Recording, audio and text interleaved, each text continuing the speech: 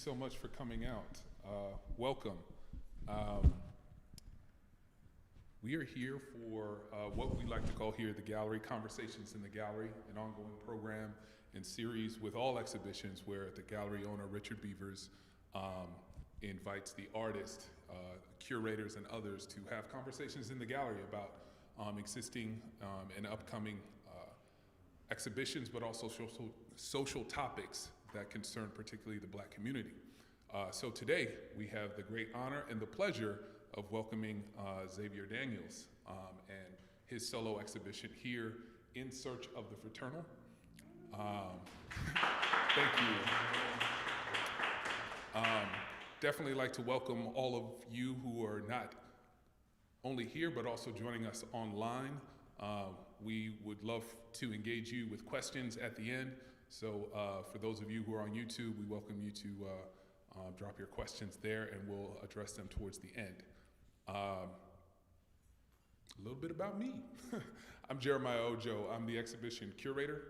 I run an organization called Ilèkùn, where we cultivate and facilitate opportunities for artists of African descent, and had the great pleasure of collaborating with Richard Beavers and Xavier for this solo exhibition. So a little bit about, well, before I get into Xavier, his background and some things, some rules of engagement. For those of you who are joining us here in person, we welcome your questions at the end. This is a conversation, so it's very loose, perhaps different from other artist talks you may have attended, but we keep it casual, we keep it fun, and we keep it honest, all right? All right, so a little bit about Xavier Daniels. He's an Atlanta-based painter that actively contemplates the perception of Black men and advocates for a different view of their individual and collective experiences. Influenced by his engagement with Brotherhood at Morehouse College and as a firefighter, he paints Black male figures to encourage dialogue concerning the movement to prioritize mental health and dispel the limiting nature of Black male stereotypes. Xavier has remained in specialized art school for the majority of his life, primary and secondary education, initially attending Rhode Island School of Design, RISD, and then later Morehouse College. In addition to that, he's also a former firefighter in the Atlanta Fire Department, and also subsequent to that pursued his Master's of Fine Art at Savannah College of Art and Design, where he received his MFA in 2009. Since committing to his artistic practice full-time, he has exhibited at various art fairs in New York, Paris, Aspen, recently Miami at Untitled Art Fair with the gallery, and has an upcoming solo exhibition at Almy Reich Gallery in Paris in the spring of next year, which we're all looking forward to. Xavier is represented by Richard Beavers Gallery, and beyond him being a full-time painter, he is also an instructor of fine art and graphic design at Atlanta Technical College. So let us all welcome Xavier Daniels. Hello.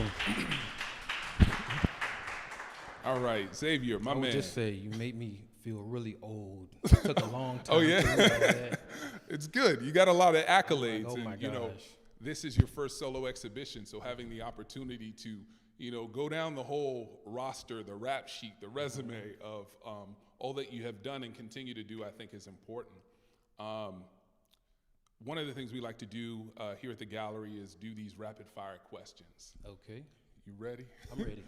Let's do it. The rapid fire questions kind of come from left field and just give our audience, people who may or may not know you, an insight to who you are beyond the canvas. Okay.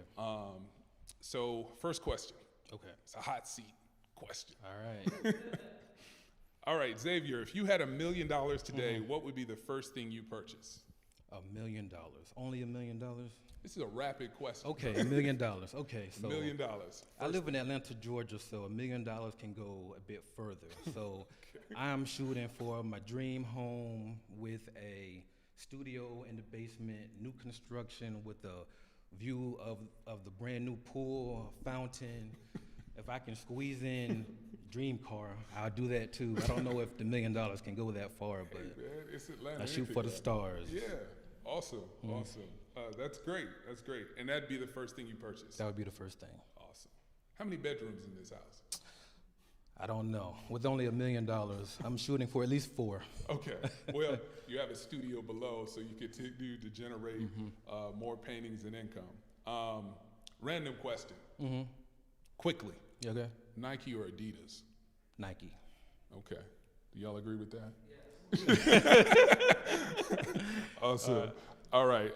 And then a more art-related question. Okay. To kind of get things going. What is the most exciting thing about being an artist? The most exciting thing. It changes on the day, but I would say the most exciting thing is just seeing the viewer's reaction to my work. Sure. A lot of times, I feel like I'm making up these things that I want to put out in the world. So sometimes seeing the reaction is really exciting because I never know what to expect. They may love it, they may hate it, I don't know. Yeah. So seeing it is like pretty exciting for me. Wonderful, wonderful. So sitting in this exhibition, I know it opened last month, and returning back to New York to join us for this artist talk. Earlier we were talking that it's a little bit surreal for you again to be sitting amongst all your work, taking several months to not only conceptualize all of this, but actually paint the work. The work is about brotherhood. Yes. And with the title of the exhibition, In Search of the Fraternal, you're on a quest. You're looking for what brotherhood means to you. Yes. So I pose that same question. What does brotherhood mean to you? Okay. Simply put, to me, brotherhood is a spiritual, invisible bond between males. It is the feeling of kinship. So you can feel that bond. You may be with another male in person, or you may be with them from afar. You can be in the same room, a different state, on other sides of the country, or even the world, but still feel the fraternal connection. And to me, that's what brotherhood is about. Yeah, and what I've really enjoyed about working with you in this process of learning about this idea of fraternity and brotherhood, that there are so many different angles and ways to approach it. Like, interestingly enough, you describe it as this spiritual bond. Yes. When most people think of brotherhood, they're thinking like blood brother. How do you contend and navigate that idea of brotherhood only being by birth? Okay, well, I would just say, brotherhood is just not by birth, or brotherhood is just not by blood. It is truly by experience. Brotherhood is something that is lived. And so because of that, brotherhood is something that I always, in my crazy mind, I say brotherhood is a verb. You have to live it. Yeah. You have to act it out. And so the only way that you can experience that or get that is by doing that act. So you have to either be with another male for a short span of time or whatever, but you build that camaraderie that then lasts a lifetime. Yeah, yeah. And I really love that definition and explanation, because when I look at the work, being two brothers, right? Being a brother. Right. But also being like a brother, I'm one of 8 children, but also a mentor. Our relationship as a brotherhood, not just business or transactional, but a connection where we have got to learn and see each other grow in different ways over time, but also the great benefit of this work being inspired by your own brother who's here, Zarek. Can you talk a little bit about the inspiration around this work and how it started with your brother? Well, I would say just kind of weird, just always feeling weird that, okay, when I was a senior in high school, my mother had my brother, right? So feeling 17, just picture it, being 17, I'm leaving and going to Rhode Island School of Design, and then boom, here we are, another guy living in the house all of a sudden. And through that, it wasn't until, maybe I would say it's been a few years that since then we've had to build our brotherly connection from afar because we've never lived in the same home, like never, and we still don't live in the same home. But since as he's gotten older, I've gotten older, and we've been able to build a friendship. Just because, you know, as we all get older, we just talk about just the normal things that just may happen to come up. Yeah. Whereas before, when I was in college or in graduate school, every time I would come back to Miami, first he's 2 years old, then he's in 5th grade, and then he's doing the different he's in different stages of his life. Yeah. So whereas now it's like, hey man, what's up? How you doing? Right. So the nature of that relationship evolved, and particularly the distance, not only in age, but the, I guess, physical distance. Yes. Made, like when I think about those distances, and also how you define brotherhood as this spiritual bond, maintaining kind of that spiritual connection of understanding who this person is, even though that there is a physical distance and an age distance or a separation that's so stark, that you're still able to maintain that friendship or that bond. And for the viewers who are out there watching live, Zarek is actually live here. Wave to everybody. So Xavier's brother is actually here, which I think is great because, you know, one, it's one thing to, you know, make reference to this work being inspired by your relationship with your brother, but for him to actually be here to see the work. Early on, you two were walking through the exhibition. Can you tell us a little bit about that experience for him seeing the work for the first time? Well, I would let him explain it himself, but I'm not going to do that. But I would say for him, he's been a part of the process because part of my studio process is sometimes including him.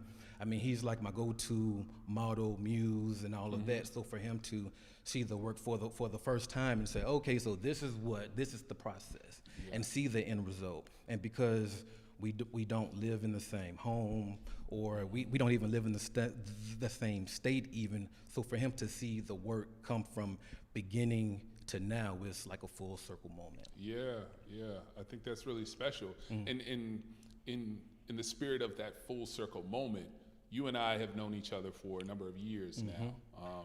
You know, working with you in your studio and supporting you, and for you to get to this point, you know, it's a proud moment because you remember the journey. I do remember the journey. Can you talk about aspects of that journey and the things that you've learned to even just prepare yourself for a solo show? Because you know, many artists aspire to be able to tell their stories in a space, you know, given the opportunity, but not just that, but to tell your story at such a high level here at Richard Beavers Gallery in New York. I'm sure it means a lot to you. Can you share a little bit more about what that journey has meant for you? Okay, well, it means a great deal for me to be showing my work here. And through this time, one thing that I have learned is that when they say the term hard work, the word hard, it means really hard work, extremely hard.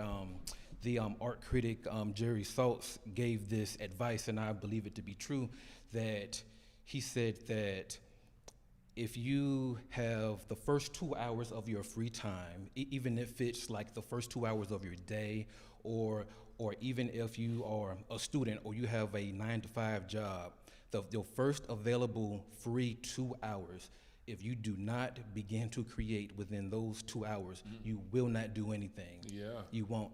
And I found that to be true. So I would say, for example, like for me, I'm an early riser. I get up really early. You know that. So if I wake up by 6:37, my own personal rules that I have for my studio practice is that if I get up by 7 a.m., the paintbrush absolutely has to be moving by 9 a.m. I actually give myself until like 8:30. It has to be moving. If not, nothing will happen that day. Yeah. So I've found that to be true. So to give advice to others is, I'm saying that give yourself 2 hours because it is worked for me. Definitely. And I know during the journey of preparing this body of work, you know, you and I had many conversations about the title, about the concept, different ways to explore what you all are seeing now, whether in person or virtually. And something I thought was really unique is the different ways you describe brotherhood or fraternity in various different works. Okay. Are there specific works or styles of painting that you've created that you would like to talk about as a highlight or a reference? Sure. My mind goes in a million different directions. It's hard to choose just one. Sure. Let's say we can go with the inhale exhale painting, because I'm looking directly at it right now. Sure. And so for me, that is a work that for me it encompasses my full lived experience as a black male in America, and the camaraderie that I've experienced through my lifetime with other black males. And so for me, it encompasses that. Yeah. One thing that is pretty evident to everyone is that the painting is completed as a pair. The professional term is called a diptych. I sometimes call them sibling paintings because I'm on the search for the fraternal. Right. I like that. And so for me, when I worked on those two works, I worked on them at the same time as a birth in a way. And so when I worked on them, as you can see both figures on individual canvases, they're looking at different directions, but they are headed to the same space. Yeah. And that space is brotherhood. Because I mean I can go on and on. I can go deep on when I began talking about brother. I'm sorry. No. Okay. And that's great. It's something I wanted to add also is, for those of you who aren't able to see it in person, the two works are called Inhale, Exhale, and they're the largest works in the exhibition as a pair or a diptych. And they have this angelic, this spiritual kind of exaltation, this exuberance where you're like literally gesturally looking up in the direction that they're going. Even though they're in opposite directions, it kind of points, or it's a nod towards this spiritual or this higher self. And when I think about how you describe, again, what brotherhood is, it's like, I remember first seeing those images when, first you sent me some snippets of them, but then I did a studio visit. I'm like, this is the cover for the promo, because, I felt good as a black man looking at, these images of a positive reflection, but also a very, internal one.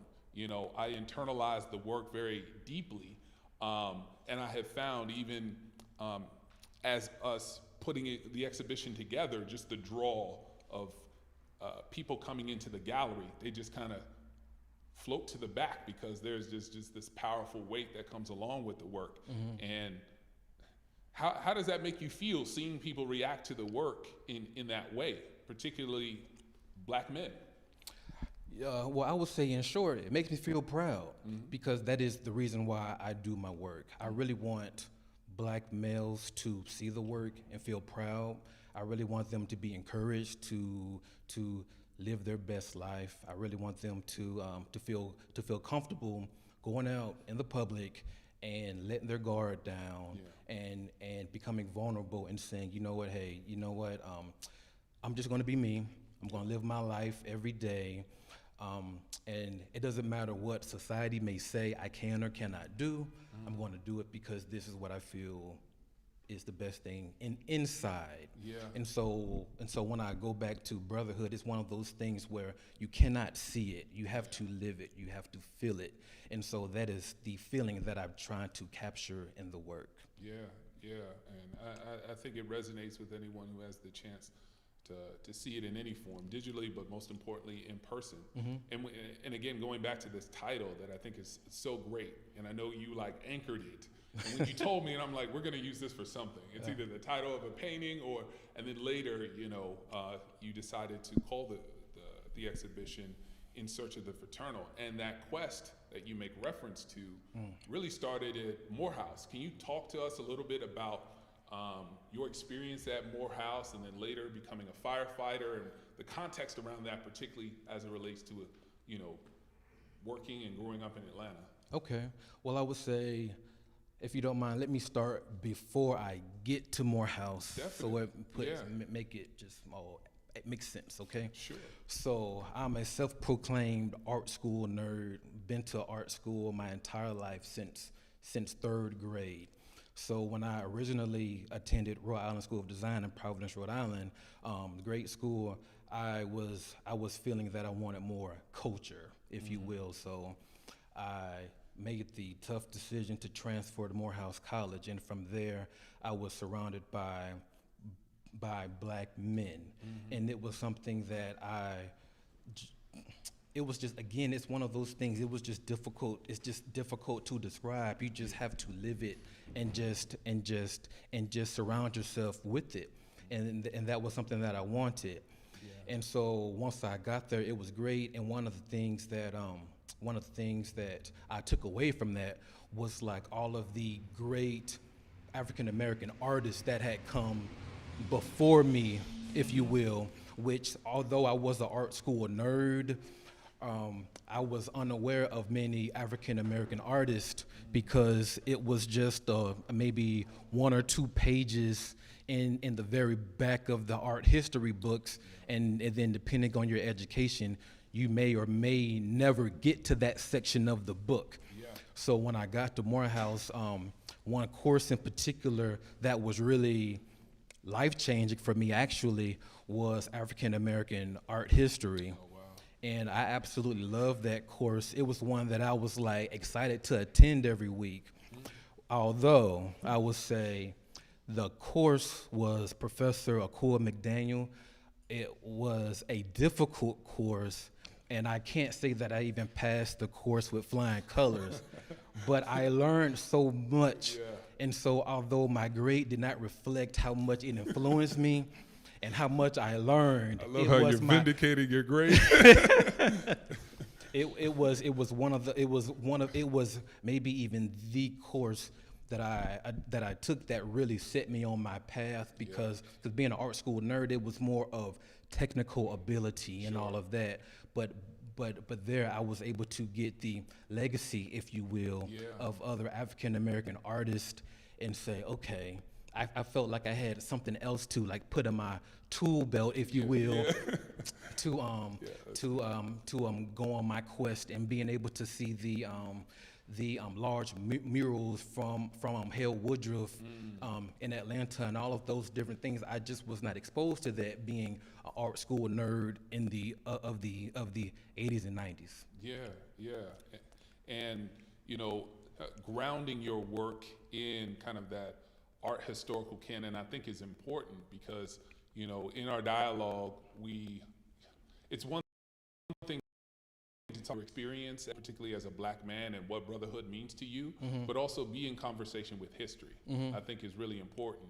And something you hit on that I'd like to touch on is the technical ability, like the way that you compose these figures on the canvas. As many of you will see, that these figures are in this kind of relaxed, reposed postures, but there's also a lot of white or possible negative space that you use to kind of tell your story. Can you tell us a little bit about the color and the composition choice and some of the technical applications as an oil painter?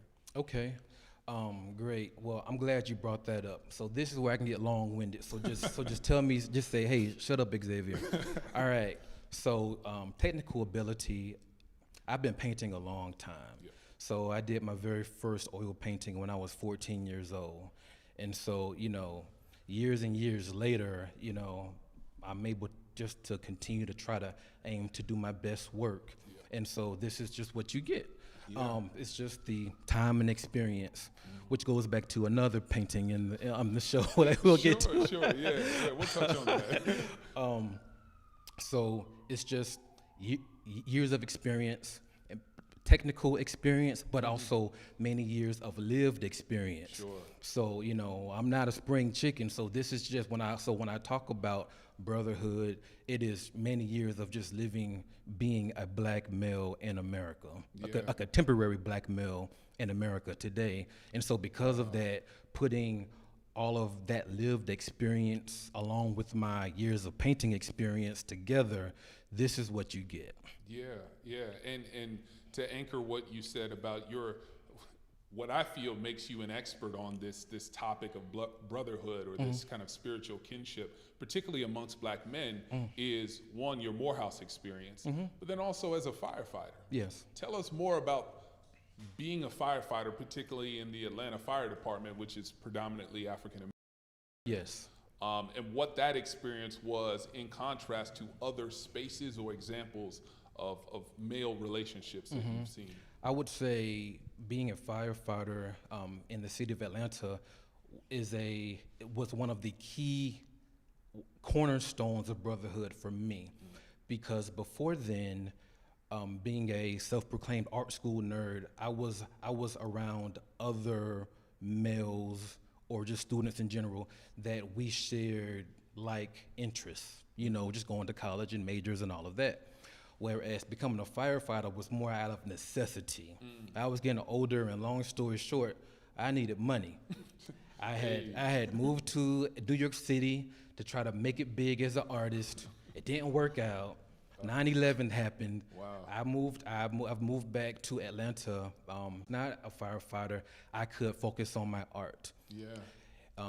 But so happened that brotherhood instead chose me. And that's how brotherhood works. You can't really guess it. You can't plan it. It just happened. Yeah. And from there, I was surrounded by, for the very first time, a different group of Black men that I had never been around before.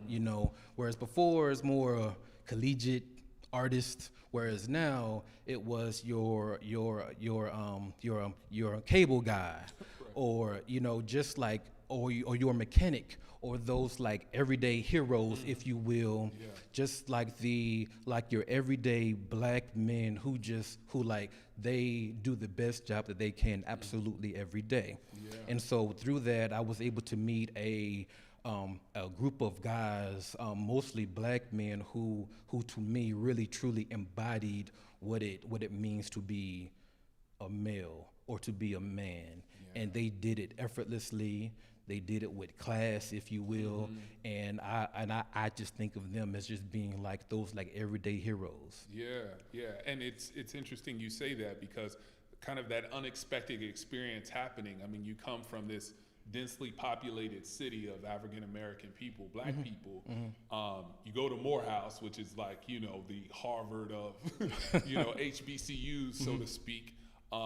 But where you found that camaraderie, where you found different examples of what malehood, Black malehood, and that kinship could look like, it was in the fire department, that experience. Can you talk to us a little bit about a smaller work actually in the exhibition called Demetrius? Okay.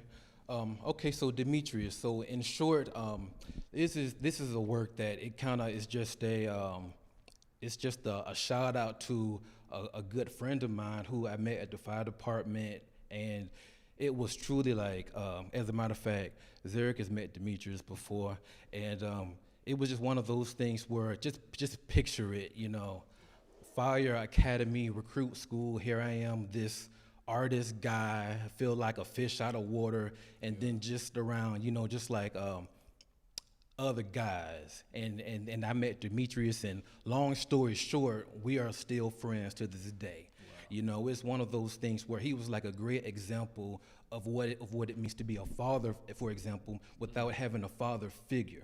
And it's just complete respect to him, and just to me a great example of what it is just to be a Black man in America. And I'm like, if there's anyone who deserves like some recognition, it's him. And there's so many other Black males out there just like him that who don't necessarily fit the stereotype of what society says Black men are, or what they should be, or what they or what you may see on television and all of that, And so he's a great example of that. Yeah. And something that is also really unique about this body of work is how you unpack not just telling the stories of what brotherhood means in various different facets, but also going back to the technical aspects of it. And there are about 2 or 3 paintings in the show that are very unique and distinct. And they even have these colors to me that either communicate either one, your house experience or your firefighter experience. One called Sound of Sirens. For those of you who are here in the gallery, it is the piece here with the 2 figures inverted, which Xavier's brother Zarek is pointing at right now in reference to the likeness he sees in it. Can you tell us about that painting, and then also subsequent to that, Cry Like a Man? Because technically, many of your figures, their faces, the portraits are not full, they're half, they're curved. Tell us more about that. Okay, so I'm gonna break this question down like work by work. Okay, so I'm gonna start with the work Sound of Siren. Okay, so I like to tell this story about this work because trust me, once you live it, like I just have to tell it. Sure. Okay, so being a firefighter, as most people may or may not know, you work 24-hour shifts. Like I spent a third of my life at this point at the fire station. So I've spent a lot of time there. So working there, I would just say, so I'm gonna tell this story. Any random night, you know, it could be raining, it could be snowing in the middle of the night. You may have been asleep, right? And you get an emergency call saying, 911, lights and sirens are going off. You literally go from asleep to you go from 0 to 100 just like that. Right. Okay, and it could be raining, it could be snowing, and when we are in the fire engine on our way to an emergency, whatever it may be, a fire, car wreck, or whatever, in the middle of the night, I'm trying to paint a picture for you, and in the middle of the night, one thing that always sticks out to me, and I guess it always will, is hearing the siren going over and over and over, and it was like a repeating cycle in my mind, so much so that, I mean, it may be bad to say, but I still hear it sometimes. Although I haven't done that in quite some time, but I still hear it. And so that work, Sound of Sirens, to me, is when the other figure is inverted.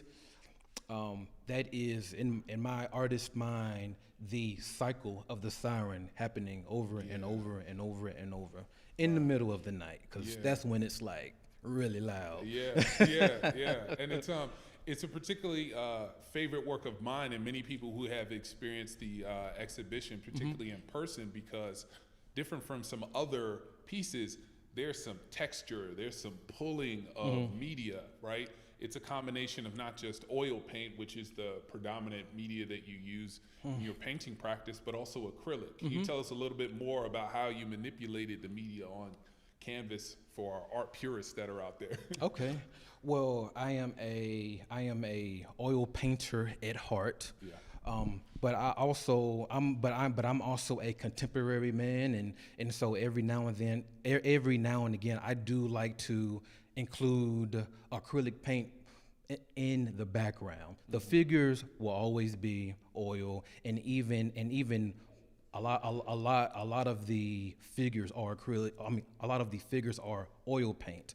Where the acrylic paint will come in, it will be the background, possibly, depending on the garment or the lack of garment or that geometric shape, may be acrylic as well. But it is a way that I construct the composition sort of like a sculpture, sort of like a two-dimensional sculpture, where I piece the sections of the work together to create one whole work.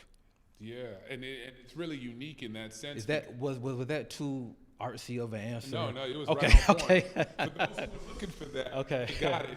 For those who don't understand, when you get a chance to look at the work Sound of Sirens, and then really in a lot of your work that is present, but I think it's more direct and intentional, to where you walk up on the work and it has a different feeling than other work. But something I also want to highlight that I think you do really uniquely well is like garmenting. Okay. I will say, like how you're using color and negative space and or colors and shapes to build these garments or what seems like figures, like even looking at this piece here. This is Quiet is Too Loud. Yes. You've used kind of this old world, like I like to say, Bible paper. You know what I'm saying? Has that scroll, burnt, old earth kind of look to it that's very classical, reminiscence of Renaissance paintings and a lot of that. But you've created these shapes and these figures where, yes, you have a hand and you have two portraits of male figures, but around it, there aren't fine lines. There are these shapes that build what seems to be either wings or swaddled in white garments or clothes. Talk to us a little bit about the choices around that and the colors that you specifically use and what they communicate. Okay, great. I would say, so I am big on the color psychology. Yeah. So the colors that I choose are intentional. I use white because white symbolizes innocence. White symbolizes it is a spiritual color. It also and those are things that I feel like are not conveyed with black men a lot, especially in society and in media. You don't see black men associated with the color white a lot. Yeah. And so for me, it is my way of creating my own personal stereotype for black men to show black men in a different light. Yeah. So it is a color that I choose on purpose. I actually came up with this because honestly, like, I like to consider myself a fashionable guy that like I like what black people look like when they wear all white, like the all white parties and all of that, like fancy luxury. Yeah. So it's like I like that, Yeah. and it allows our flesh to shine. Yeah. The color of the flesh. And so because of that, I'm just really big on just like all of the colors that you see in the flesh alone. This is when I can become like a real art nerd. Just like all of the other colors that are in the skin, besides what you may generally see as brown, if you will. But I see so many other colors. Yeah. I see purple, I see gray, I see blue, and you will see those colors when you look around the show. And you look at the portraiture and you look at the hands and you see other areas of just the skin. Yeah. And to let those areas shine, to me, white is just the best. Like, I just love it. Yeah. I also use gray a lot because gray is a color, again, not associated with black men a lot. However, gray is a intellectual color. And I think that is a great color to be associated with black men. Yeah. And so I purposely add that color as well. Yeah, yeah. And it's to that point of like contrast between skin tones, it's something you and I and Richard discussed in designing the exhibition. Like, you know, a part of me as the exhibition designer or curator as such is like, oh, there's a lot of white. How are we going to really effectively present this work and allow it to stand out with the amount of white that's already within the canvas against the white box that is the gallery? Then you're like, I want to paint a wall. And for those of you who haven't had a chance to see the exhibition, we encourage you to come by. But those of you that are here, you notice that there are two walls that are painted brown, not just any brown. Chateau brown, chosen by yourself. And I thought it was such an excellent color. Like initially we knew we wanted to do one wall, this back wall here with Inhale and Exhale.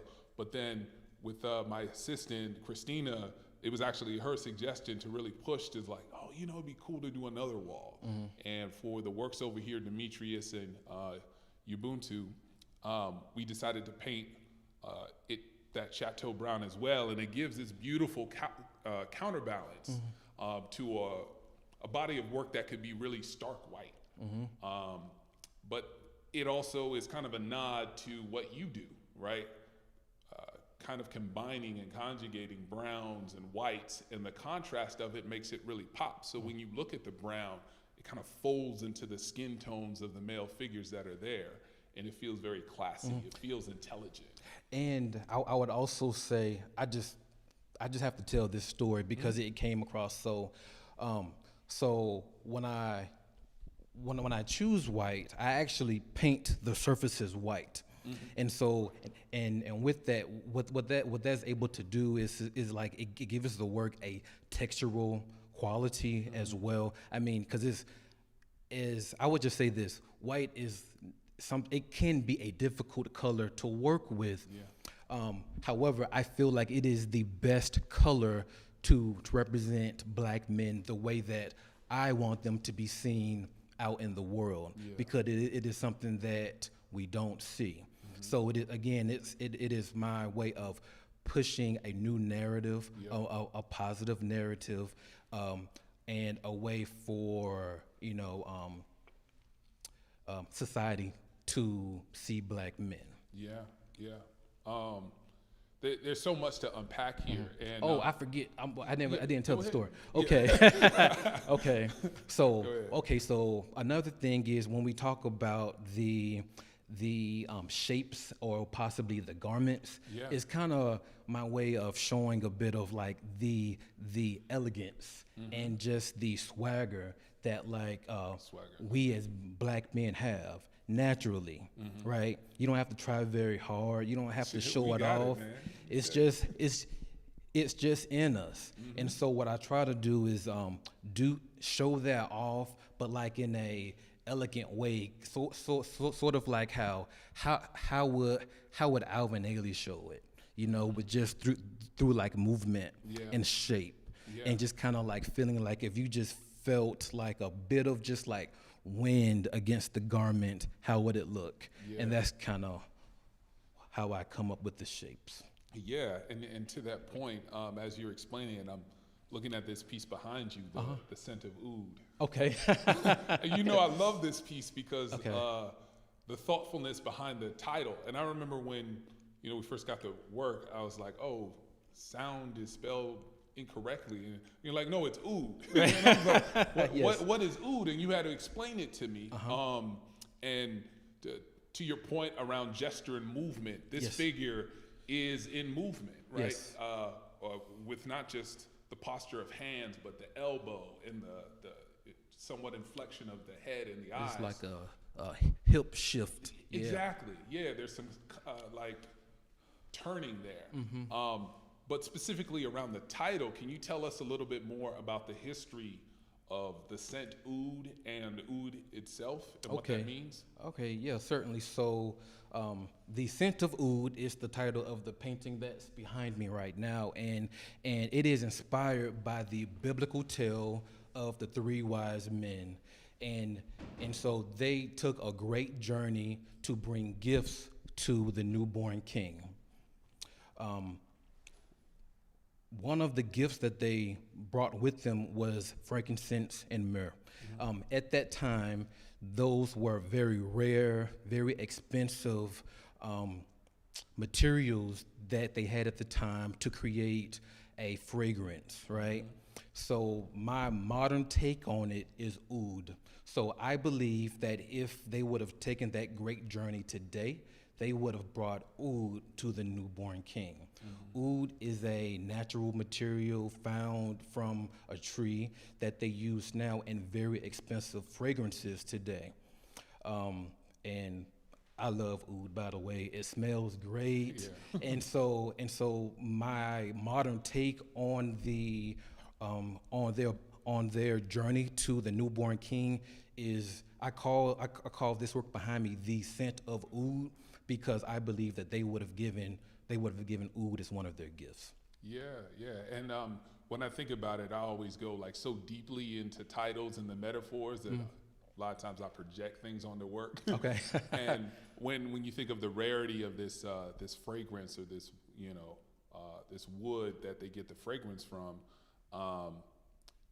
and how the figure looks like it's holding something. It's like at that very moment of giving the gift, saying like a presentation of the oud itself. I also think of like the rarity that is black men and how we are presented in this light. right? That we are that rare scent Yes. that everyone covets. Like once you smell it, I'm actually wearing a Scent of Ood. Xavier was kind enough to give Richard and I some samples of some of these very expensive, it's such a great gift. Fragrances, there's a Louis Vuitton one that has this scent Oud in it. And it's like, when you smell it, it's like the swagger. When you see a black man and the way we walk, you know, the style we carry ourselves, it's like, I want to be him, right? That's the Scent of Oud. And when I think about like just that title and how all of these individual portraits are portraying and tell these really deep stories about different versions of what brotherhood is, because again, it's this search, it's this quest. I'm thinking of that rarity as black men as Oud. Yes. So we've kind of walked through quite a bit of different aspects of what brotherhood means, but there's one key point that you and I have talked about quite a bit that is really important to you in this work, particularly being two black men, is the importance of mental health. Right? And how you have developed and grown as an individual, as a black man in America, and specifically the work that's in the exhibition called Cry Like a Man. It's the piece to the far right from this side in the corner here. Can you tell us a little bit more about this piece, particularly not just the title, but again, looking at some of these faces and how they're half portraits, or you have certain elements missing, or this negative space, how that plays into mental health. Okay, great. So I would say, in short, it is just the pressure that society puts upon black men, period. It is just the pressure. And so it's just being a black man is pressure in itself, right? And then you have society that says black men should not express their feelings, they should not cry, they should not show affection towards for themselves, towards another male. And so all of those just all of those things that you should not do, plus the stereotypes that and the or the false labels that society has put upon black males, it just puts pressure on black men, and it puts pressure on black men so much so that in a way you can live your life not being able to be yourself. As a matter of fact, it builds up to a point where you cannot be comfortable, you can't be vulnerable, and see, vulnerability is trust. And so with that is, if you cannot be vulnerable in your own skin, it's going to be difficult to be vulnerable with another person, another black male. And see, to me, that's where brotherhood comes in, because in order for brotherhood to happen, you have to be vulnerable, you have to be honest. And so that work, Cry Like a Man, there are fragments of the face that you see there, or you may perceive it as pieces of the face missing. That is because due to society pressures, black men are not whole. And so I don't present the full portrait because there are pieces missing. Wow, that's really powerful. Because I think on the onset, when you look at all these really beautiful paintings, because oil is such a soft and luxurious and sensual kind of material. So even looking at each of these portraits, there's a tenderness to them. And when you think of that type of vulnerability that is not only driven by the narrative itself, but also the material, it causes you to really sit there with the work and reflect on something. As a black man, we have our own, ideas of what that means and how we confront them as we look at the work. But I think it's really, really beautiful how you've unpacked from being, a young art student trying to make it in New York and navigate your journey from RISD to Morehouse, from Morehouse to then fire department, and then fast forward a number of years, you ain't no spring chicken. No spring chicken, as you like to say.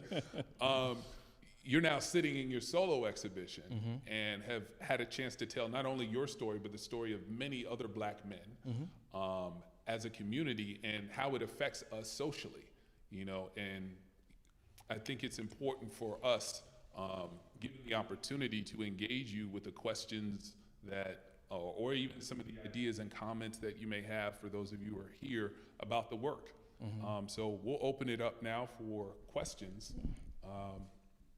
May I say one thing? Yeah, I'm yeah, sorry go to ahead. be difficult. All right. Yeah, no, go ahead. This So is I would yours. say back to the mental health aspect of the work. Like, so that work, Cry Like a Man, or another work, Heartburn. Okay. Also, those works, when referencing mental health, particularly for mental health for Black men, it's one of those where I personally believe, just being a Black male, we've all have at least the smallest case of post-traumatic stress syndrome. Right. Yep. You know, and so because of that, all Black men, I believe, just have a small amount of that, just because of who we naturally are. And so with that, it is, I try to aim in my work to show Black men in a way that they are more comfortable and more vulnerable to try to like shift the narrative and try to shift what Black men look like, so that when other Black males see the work, they can go out and do it and feel like they've been shown an example of how to do it. Yeah. And I think that's such a great point, and I'm glad that you bring this up, because, you know, you and I in dialogue about this work and our own personal experiences and the shared ones, it's like learning how to like perform being a Black man in public, like how to engage other Black men, you know, particularly ones where you're not familiar, where you're looking to build that bond, and you're like, oh man, this is a really cool dude, like I like his shoes, or, you know, I noticed some things in common. Particularly as adults, it's hard to ask somebody, do you want to be my friend? You know, it feels so weird, right? And particularly as Black men, because we got swagger, it's like, all right, man, that's what's up. You know, it's like what is the language? Like that weird precarity of like wanting to be vulnerable and extending, you know, the hand of fellowship or brother To a stranger, and Yeah. say, hey man, you're cool, I'm cool, let's be cool together. Like, Yeah. how do you say that? And I think seeing this work, and especially during the opening, I had one of my brothers here. We talked about that. You know, it's like what's the easiest way to engage another man, particularly Black man, without losing any masculinity points or any, you know, the perception of how you should perform your Black maleness in public. Sometimes it's quite challenging, and I think it's you know, the opportunity to explore what that means, not just from a social standpoint, but from an emotional and a mental health standpoint, I think is really important. So thank you for that. Ain't no problem. So questions. It's a great opportunity to engage Xavier directly. Yes, sir.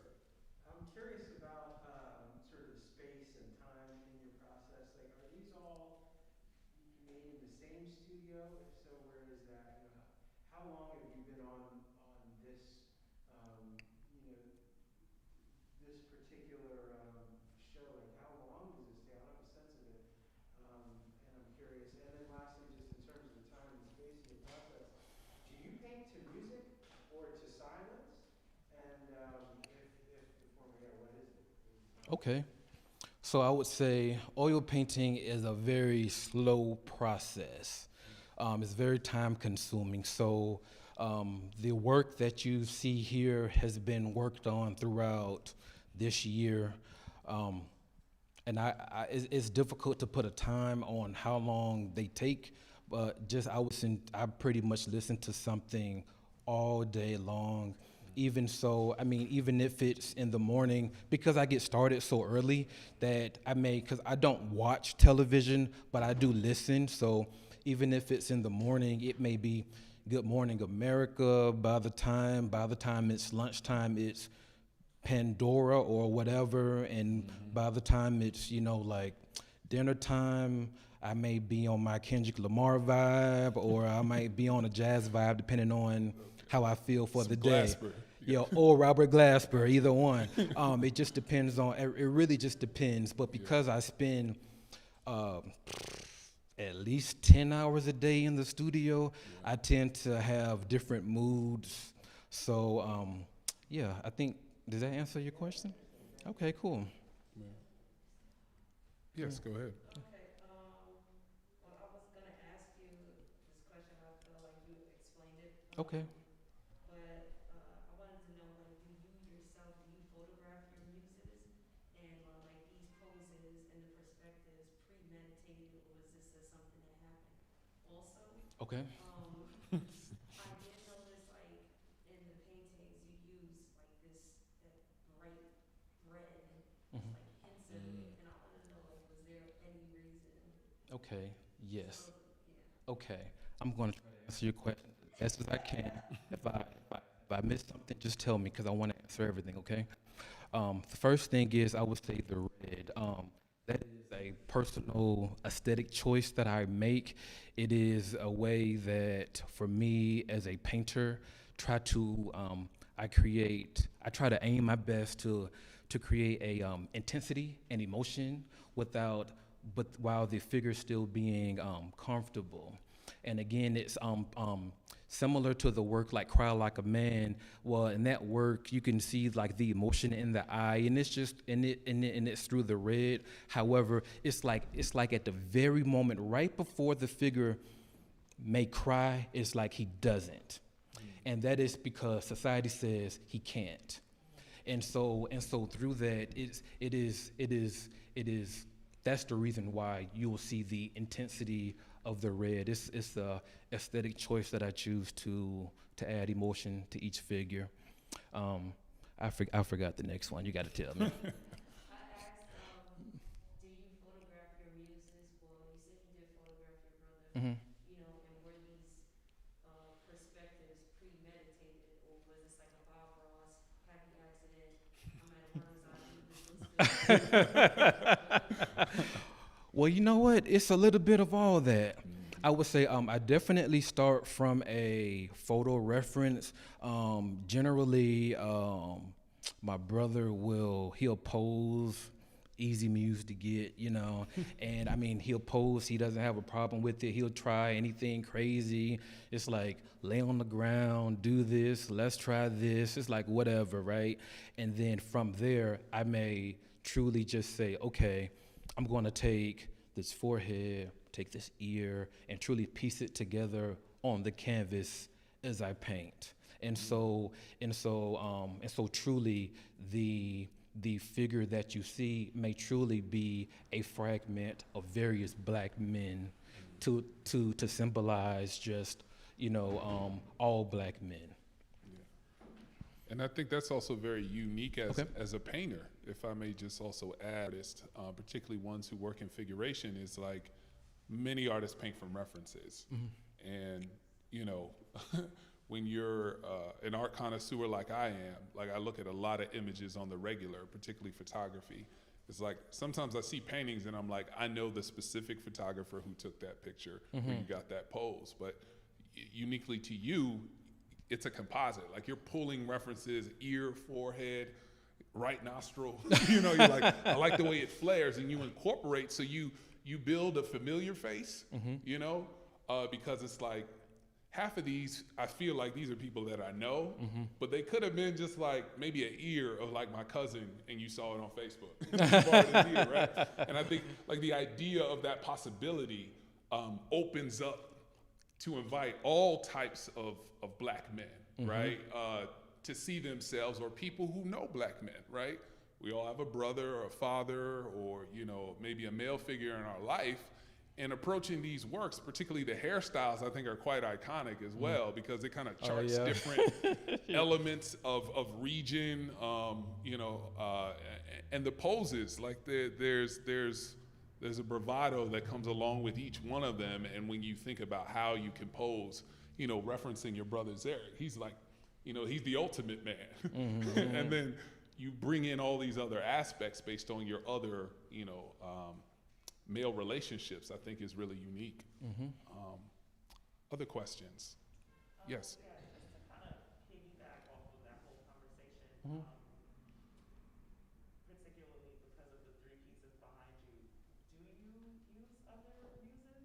Because, you know, we can see the full portraits here. Mm-hmm. I know you mentioned with this one, he was a part of your firefighter Uh-huh. brotherhood, but are there any other muses in your life that you used particularly for this collection?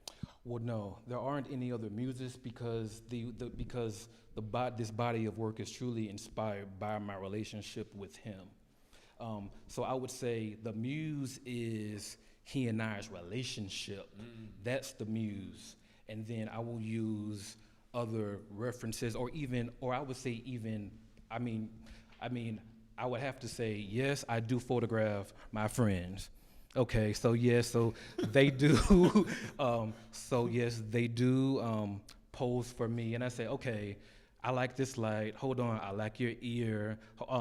I would say even a friend of mine. I honestly, we were at a pool party once, and I was like, you know what? You have really nice feet. I need to paint those feet. So it's just I truly build a model, build my own muse on the canvas. But the work is just inspired by he and I. Yeah. Did I answer your question? I want to make sure I do that. Okay. Yeah. Because like you mentioned, you know, the portraits do seem very familiar. Like Yeah. the fraternal aspect of Yes. there. Like I definitely know someone that actually looks like that.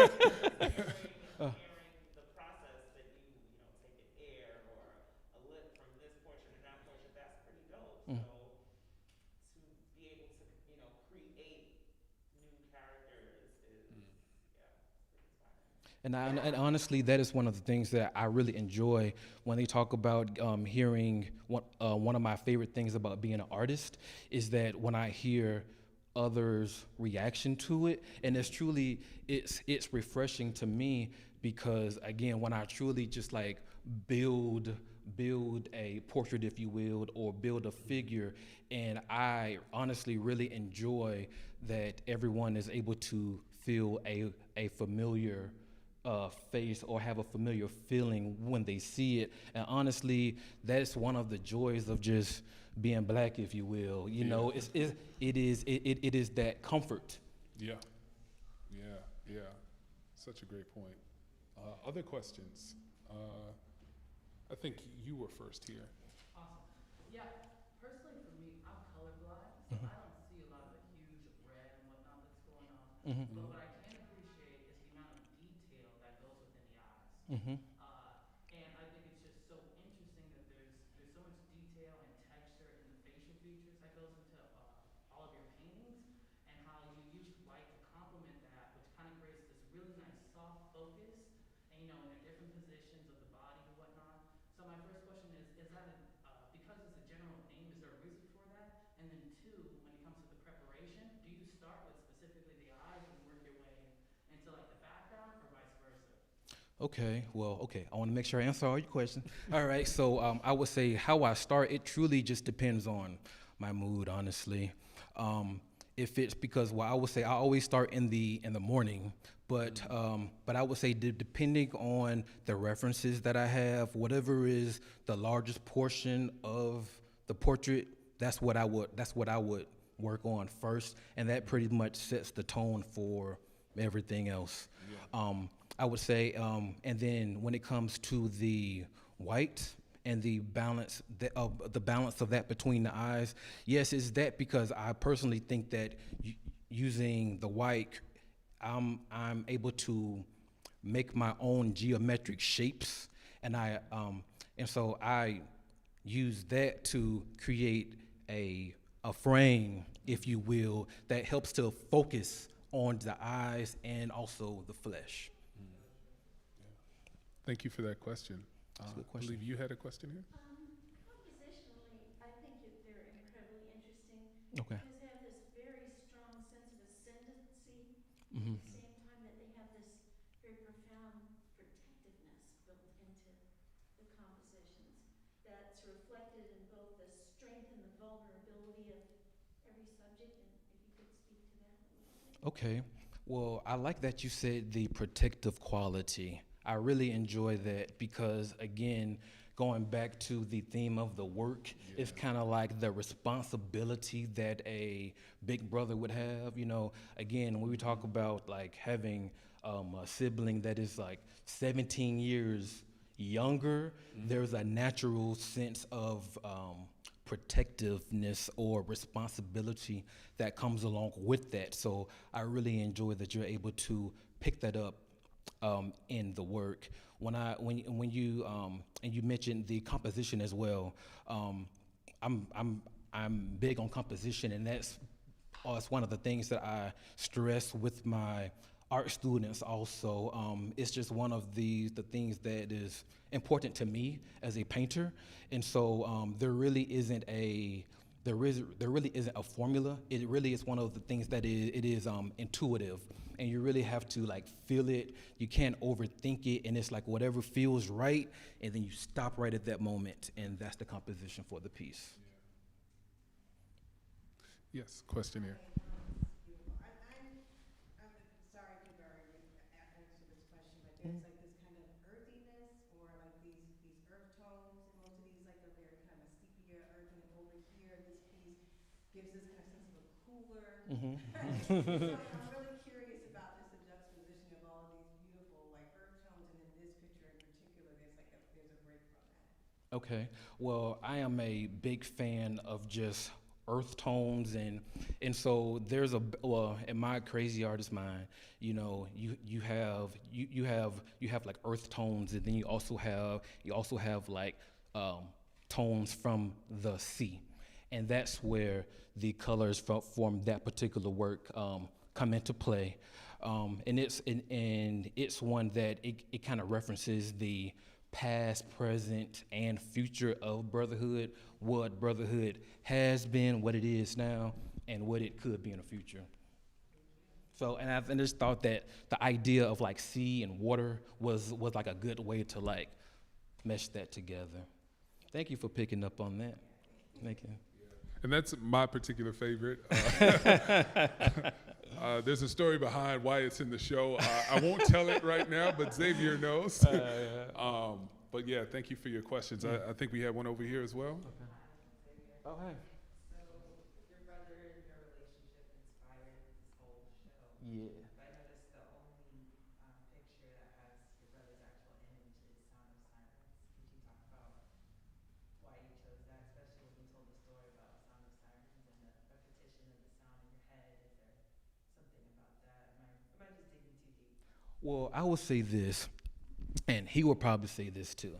Like he would say, like he's in all these, and so if it may not be a direct reference, that's not what I see, because I use them for amuse so much that I kind of see his hand or his forehead or whatever, and it may be just strictly maybe because of the composition of Sound of Siren that you may see him more so, but generally like. Because I guess maybe in my mind I know, and maybe because he knows, I kind of see him everywhere. Mm-hmm. So.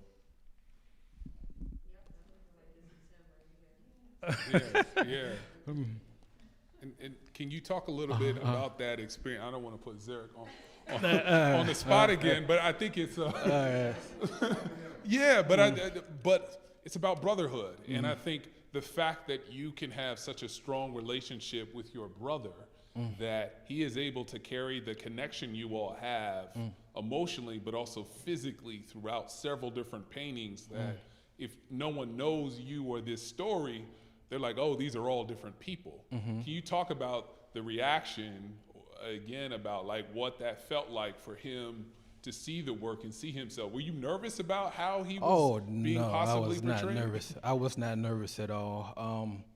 But I would say I enjoyed his reaction when he saw it today for the first time. I really appreciate him taking time out of his busy schedule to come to New York, to come see the show in person for the first time. Yeah. So I really appreciate that. But I was not worried if he was gonna like the show or not, but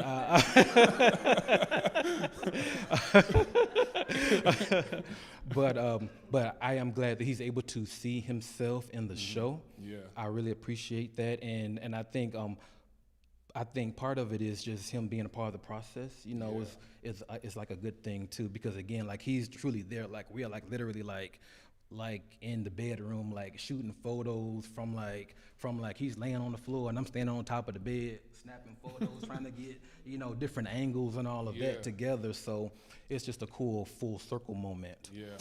But I will also say that again, it goes back to working in like a pair of paintings or like a diptych, if you will. It's the same concept as like saying, okay, so like the painting can work on its own, but they also can work together as a pair. And so me using the actual canvas as a symbol of a human body, and to just to convey the physical aspect of brotherhood. So I would say, and I'm looking at these two, so I automatically just go to them because I'm looking at them right now. But we could reconfigure the entire room, or take the left canvas, and send it to the other side of the country, right? But those two works still have a connection there. That's right. And so I use the canvases as a physical example of what brotherhood is, so that maybe, if you will, like one day, you know, if those two canvases are hung together again side by side, then they are again an example of brotherhood, because you know, you could have, you know, a bond with with your friend, you know, with your dude or whatever, and even if you maybe did not see them for like the past 2 years and everyone's busy or whatever, you all can meet up and just pick back up like nothing ever happened. And that's just what the brotherhood is. And so working as in a pair of paintings is an example of that. You know, so they may not see each other for a while. They might not, but when they do, it's gonna be lit. You know. That's awesome. That's awesome. Go right ahead. So, in the future, can we hope to see, or do you plan on including the female form? Okay, it's a good question. So I'll say this. Right now, my passion is painting black males, based on my own lived experience. So as a black male in America, that's my focus.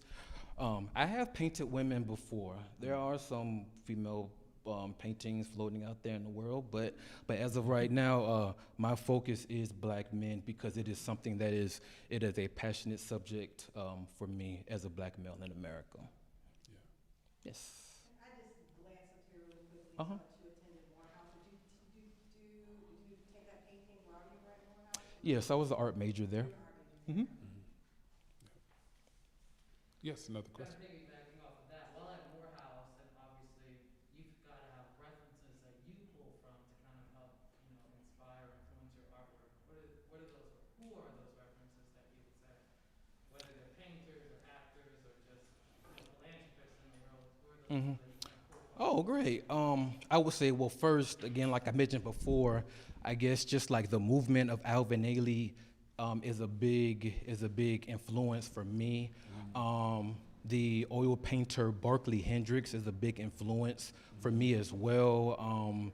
Just his use of white is a great example, and just how he, again, like an interest of mine, how the brown skin tone just stands out and it just shines. I really appreciate that. I also like the artist Aaron Douglas, and I really enjoy how he uses shape and color to create the composition. I just love that. And again, those are some of the artists that I found out about when I actually got to Morehouse. And again, I had been studying art for years and years before I found out about them. But once I did, I loved them. Yeah.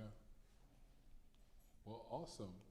If we don't have any more questions, I checked on YouTube. No questions there, but I think now is a good time to conclude the talk.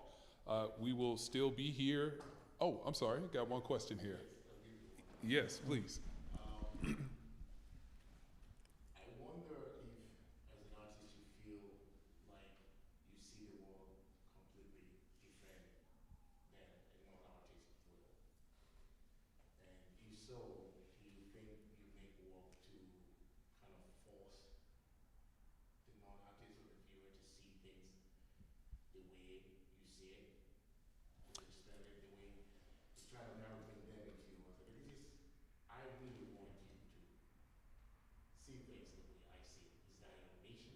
Mm-hmm. Maybe shed light on that. Okay.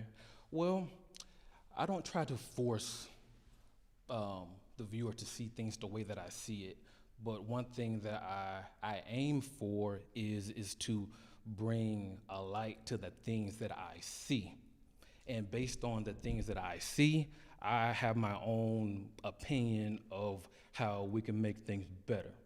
And my own, and so in my own opinion of how just being a black male in America is how we can make things better is for just black men to come together, right? I'm talking real high level here, but then that's where I think the brotherhood come into play. Yeah. It is truly just being vulnerable and having a dialogue together, and that way we're able to, sometimes we can maybe solve our own issues if we just have a conversation, if you will, That's right. very easily. Again, just going back to working in a pair of paintings, it's kind of like a dialogue. It's like a call and response in Yeah. between the individual canvases, because again, the canvas is like a symbol of like a physical body. Yeah.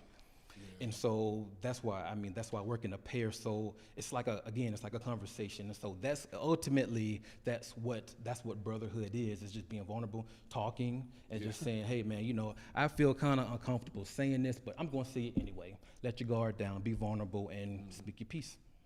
Awesome. Well said. Well said. So I think, again, this is a good time to bring the conversation to the close, but not the exhibition. The exhibition is still up through January 15th, but we're likely going to extend it, through the holiday season, and it's had such a great reception so far. We strongly encourage those of you who are online who haven't made it here to the gallery to check it out. Also, if you see the textures and beautiful work that Xavier has created. And beyond that, also keep in touch with programming here at the gallery with Xavier and myself. You can keep up to date on Instagram, Facebook, and YouTube at Richard Beavers Gallery. For myself, Ilèkùn, ILEKUN.WA, and then for Xavier and his Instagram as well, Xavier Daniels Art. That's it. On Instagram. Thank you so much. Happy holidays. Be safe. Wash your hands. Yes, one of